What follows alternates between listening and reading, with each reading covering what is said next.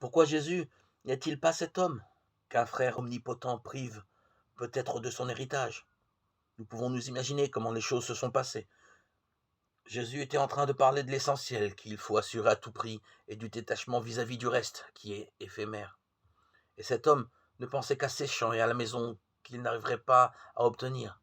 Il fit alors sa demande, mais Jésus lui riposte: Homme, qui m'a établi pour être votre juge ou pour faire votre partage?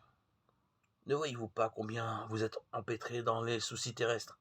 Il raconte l'histoire de cet homme dont les granges sont pleines et qui se croit en sécurité pour de longues années et qui est sage aux yeux des hommes, mais insensé aux yeux de Dieu, car la nuit même, il mourra et d'autres mangeront sa récolte.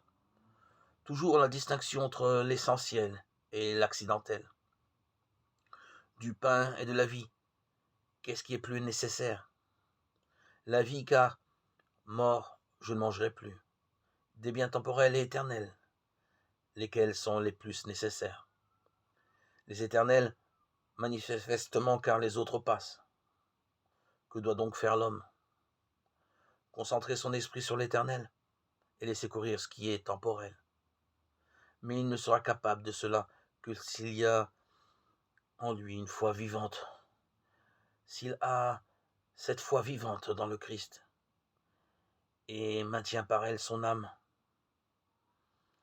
dans la vie éternelle. Fort de cette foi et inspiré par elle, l'homme alors portera ce qui passe dans ce qui demeure, le temps, dans l'éternité.